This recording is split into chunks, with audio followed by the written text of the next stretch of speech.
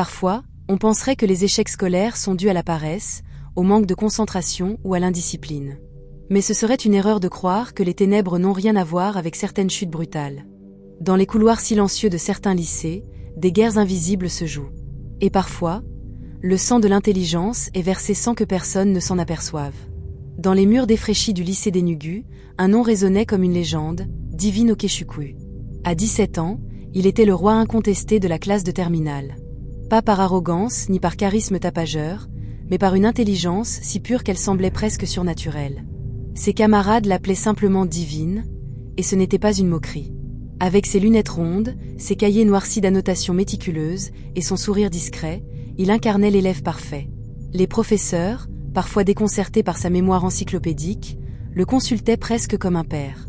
En mathématiques, il résolvait des équations complexes avec une aisance déconcertante. En littérature, il citait Achebe et Soyinka comme s'il avait vécu leurs mots. En biologie, il disséquait les concepts avec la précision d'un chirurgien.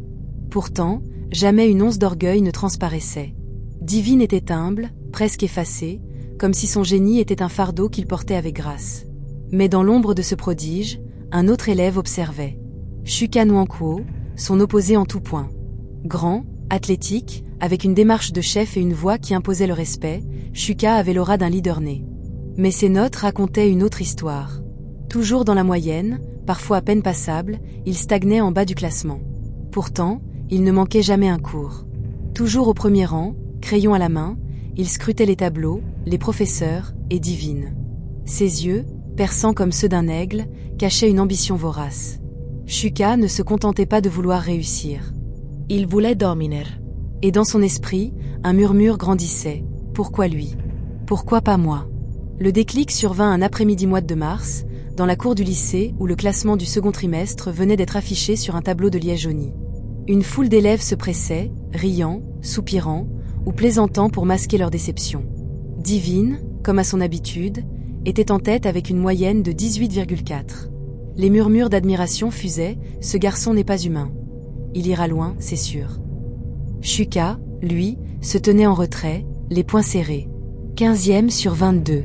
Une place médiocre, un verdict humiliant. Il fixa le nom de Divine, gravé en haut comme une insulte personnelle. Ce n'était-il pas lui qui travaillait sans relâche? Lui qui rêvait d'une vie meilleure, loin des ruelles poussiéreuses de son quartier?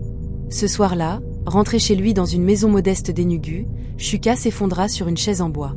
Sa tante Ada, une femme au regard perçant et à la présence presque magnétique, préparait du fufu dans la cuisine. Elle remarqua son silence pesant. « Qu'est-ce qui te ronge, mon garçon ?» demanda-t-elle, sans lever les yeux de son mortier. Shuka lâcha, la voix tremblante de frustration. « Je suis fatiguée. Je mérite mieux. Si l'intelligence se partageait, j'en volerais juste un peu. » Un sourire énigmatique se dessina sur ses lèvres.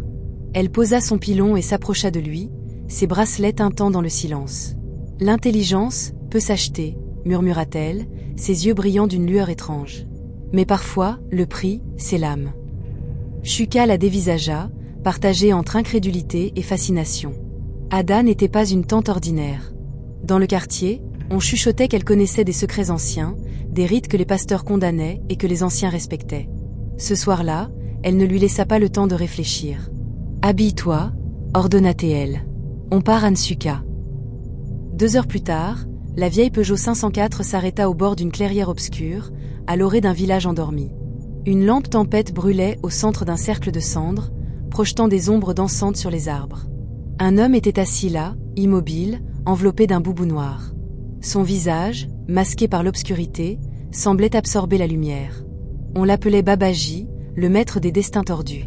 La clairière était oppressante, saturée d'une humidité pesante et d'un silence surnaturel. Même les criquets semblaient retenir leur souffle. Babaji se leva, sa silhouette imposante dominant la scène. Sa voix, rauque comme le vent dans une gorge de pierre, brisa le silence. « Qui veux-tu devenir, garçon ?» Shuka, le cœur battant à tout rompre, répondit sans hésiter, « Le meilleur. Je veux tout. Qu'il n'en reste rien. » Babaji éclata d'un rire guttural, un son qui semblait venir des entrailles de la terre. « Tout » répéta-t-il, moqueur. « Sais-tu ce que cela coûte ?» Shuka hocha la tête, bien qu'une peur viscérale lui nouât l'estomac. Ada, restée en retrait, ne disait rien, mais son regard brillait d'une satisfaction inquiétante. L'homme tendit une coupe en argile grossière. À l'intérieur, un mélange nauséabond, des éclats d'ardoise, du sang d'agneau encore tiède, et des herbes écrasées dégageant une odeur âcre. Au fond, un bout de papier jauni, plié en 4. « Écris le nom, ordonna Babaji, le nom de celui dont tu veux l'étoile. » Shuka saisit le morceau de charbon que l'homme lui tendit.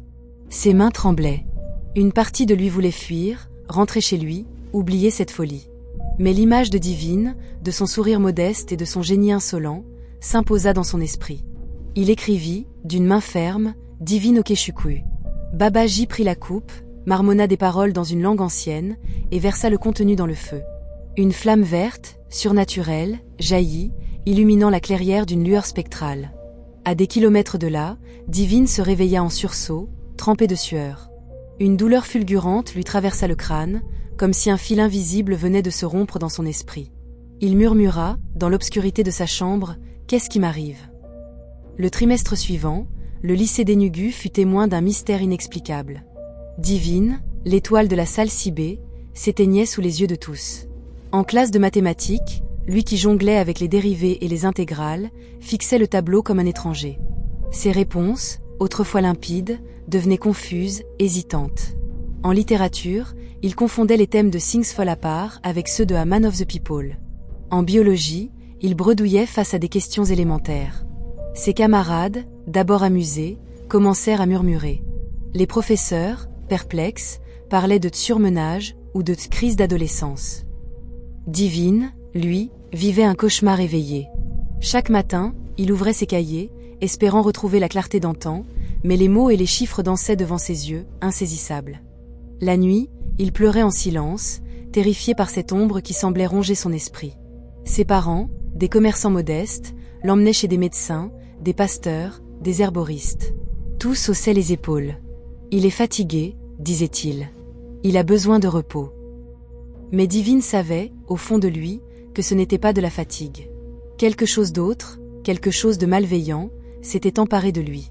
Pendant ce temps, Shuka s'élevait comme une comète. Ses réponses en classe étaient désormais brillantes, ses dissertations d'une éloquence presque surnaturelle. Même son écriture, autrefois brouillonne, était devenue élégante, précise. Les professeurs, impressionnés, le félicitaient « Tu as trouvé ton rythme, Nwankwo ». Ses camarades le regardaient avec un mélange d'admiration et de méfiance. Mais dans ses yeux, une lueur froide brillait, un éclat qui n'appartenait pas tout à fait à Shuka. Quelque chose d'ancien, d'inhumain. L'année du baccalauréat, Divine échoua. Ses résultats, jadis parfaits, étaient désastreux. Il tenta de nouveau l'examen l'année suivante, mais son esprit restait un champ de ruines. Puis une troisième fois, et encore un échec. 3 ans de honte, 3 ans de regards fuyants et de murmures dans son quartier. Lui qui rêvait d'une bourse pour étudier à l'étranger, se retrouva à vendre des cartes de recharge airtime au bord de la route, sous un parasol déchiré. Chaque fois qu'un ancien camarade passait, il baissait les yeux, incapable de supporter leur pitié. Dans son village, les langues se déliaient, Divine a perdu la tête. Il a trop forcé, il a craqué. Mais personne ne soupçonnait la vérité. Son intelligence, son étoile, lui avait été volée. Divine vivait dans un brouillard de désespoir. Il ne parlait presque plus. Ses nuits étaient hantées par des rêves étranges. Une clairière obscure, une coupe de sang, et une voix qui murmurait son nom. Il se réveillait en sursaut, le cœur battant, avec la sensation qu'une part de lui était enchaînée quelque part, hors de portée. Shuka, lui, surfait sur une vague de triomphe. Il obtint son bac avec mention très bien, entra à l'université de Lagos et décrocha une bourse pour étudier en Angleterre. Tout semblait lui sourire. Ses professeurs à Londres le voyaient comme un esprit brillant, un futur leader. Ses discours captivaient, ses travaux impressionnaient. Mais la nuit, loin des amphithéâtres et des bibliothèques, une ombre le poursuivait. Les cauchemars commencèrent peu après son arrivée en Angleterre. Il voyait Divine, nue, enchaînée dans une grotte noire, les yeux creux, le fixant. Une voix, grave et implacable, murmurait « Tu n'as pas volé une note, tu as volé une destinée ». Chaque nuit, le rêve s'intensifiait. Des visages flous apparaissaient autour de Divine, des silhouettes murmurant des noms que Shuka ne connaissait pas. Il se réveillait en sueur, tremblant, le cœur battant à tout rompre. Parfois, il allumait toutes les lumières de sa chambre d'étudiant, incapable de supporter l'obscurité. Au fil des mois, les voix s'amplifièrent. Elle n'était plus seulement celle de Divine, mais celle d'autres esprits, d'autres destins. Tu dois payer, disait-elle. Le sang appelle le sang. Shuka tenta d'ignorer ses visions, se plongeant dans ses études avec une frénésie presque obsessionnelle. Mais il savait, au fond, que quelque chose de terrible l'attendait. 6 ans après le pacte, Shuka était sur le point de devenir maître de conférence à l'université de Lagos, un exploit pour un homme si jeune. Mais un soir, en rentrant chez lui, il trouva une lettre glissée sous sa porte. Pas d'enveloppe, pas de timbre, pas de signature. Juste un morceau de papier jauni, avec 3 mots écrits en encre rouge, « Rends ce qui n'est pas à toi ». Il brûla la lettre dans l'évier, regardant les flammes dévorer les mots. Mais le lendemain, au milieu d'un exposé devant une salle comble, sa vision se troubla. Sa voix s'éteignit. Il s'effondra, inconscient, sous les cris de ses étudiants. À l'hôpital, les médecins haussèrent les épaules, aucun problème physique. Peut-être du stress. Mais Shuka savait. Babaji était là, dans l'ombre, réclamant son dû. Chaque nuit, la voix de l'homme sans visage revenait, plus pressante, « Tu n'as pas payé le prix. Le sang doit couler. » Il tenta de contacter sa tante Ada, mais elle avait disparu. La maison d'Enugu était vide, et les voisins disaient qu'elle avait quitté le village peu après le pacte. Shuka était seul face à une dette qu'il ne comprenait pas. Pendant ce temps, Divine, brisé mais toujours vivant, avait trouvé refuge dans son village natal. Un soir, alors qu'il vendait des cartes Airtime sous la pluie, un vieil homme s'approcha de lui. Il s'appelait Paez, un guérisseur respecté, le visage marqué par les années et les secrets. Dès qu'il posa les yeux sur Divine, il murmura « Ton étoile est enfermée, mais pas détruite ». Paez invita Divine dans sa hutte, une pièce sombre où flottaient des odeurs d'herbes brûlées et d'huile de palme. Pendant des semaines, ils jeûnèrent ensemble, prièrent et effectuèrent des rituels anciens. Paez parlait peu, mais ses gestes étaient précis, comme s'il traquait une ombre dans l'esprit du jeune homme. Une nuit, après une cérémonie particulièrement intense, il dit à Divine « Ce qui t'a été pris peut revenir. Mais il faudra te battre. » La lutte fut douloureuse. Divine revivait ses cauchemars, affrontait ses peurs, et sentait son corps résister comme une terre aride refusant l'eau. Mais une nuit, il rêva. Il était dans une bibliothèque immense, entouré de livres qui murmuraient des mots anciens. Il ouvrit un volume, et soudain, tout lui revint. Les équations, les poèmes, les formules, les idées. Il se réveilla en pleurs, non pas de douleur, mais de joie. Son esprit était clair. La lumière était revenue. Divine reprit ses études en candidat libre. Avec une détermination farouche, il décrocha son baccalauréat, puis entra à l'université locale. Personne ne comprenait son retour fulgurant. Ses professeurs, éblouis, parlaient de miracles. Mais Divine, lui, savait. Il savait que l'intelligence, même volée, ne meurt jamais complètement. Elle se bat, elle attend, et elle revient. Shuka, de son côté, s'effondrait. Il ne parlait plus, griffonnant des phrases sans sens sur les murs de sa chambre. On l'interna dans un centre psychiatrique à Ibadan, où il passait ses jours à fixer le vide. Le génie qu'il avait volé s'était retourné contre lui, le laissant prisonnier d'un esprit fracturé. Les infirmiers chuchotaient qu'il murmurait un nom, encore et encore, Divine. L'intelligence n'est pas une chose qu'on emprunte, encore moins qu'on vole. Ceux qui tentent de s'en emparer par la ruse ou la force finissent par se consumer.